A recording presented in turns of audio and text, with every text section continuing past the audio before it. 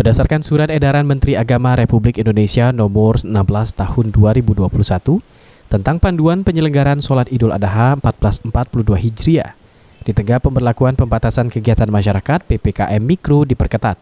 Pelaksanaan sholat Idul Adha harus ditiadakan bagi daerah baik itu kabupaten maupun kota yang masuk wilayah zona merah atau zona oranye. Pelaksanaan sholat diperbolehkan di wilayah kuning ataupun hijau dengan jemaah terbatas 30%.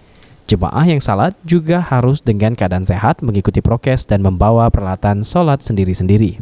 Ketua Yayasan Masjid Agung Palembang Ahmad Sarnubi menjelaskan, Masjid Sultan Mahmud Badarudin II Jayo Wikromo akan tetap melaksanakan sholat berjamaah Idul Adha yang sesuai dengan aturan pemerintah dengan cara terbatas, serta menerapkan protokol kesehatan yang ketat.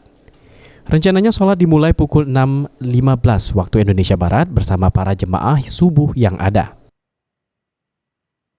Kita ikuti aja aturan, dan sudah ada ketentuan. Jadi kami tidak bisa menyampaikan bagaimana apa yang kami lakukan. Ya. Kita lihat aja nanti, kan waktunya kan masih ada waktu ini.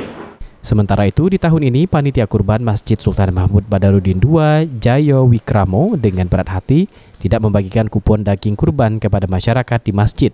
Seperti tahun-tahun sebelumnya, sebelum adanya pandemi, masyarakat diminta untuk memaklumi situasi pandemi COVID-19.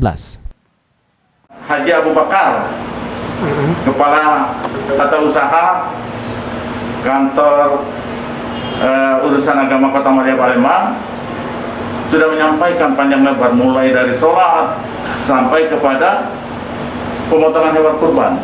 Nah, saya rasa itu aja patokannya. Kami tidak usah lagi menyampaikan komentar.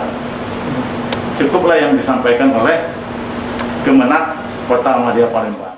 Pembagian daging kurban pun dianjurkan dilakukan oleh para panitia langsung ke penerima, tanpa penerima harus mengambil ke tempat pemotongan sehingga tidak menimbulkan kerumunan.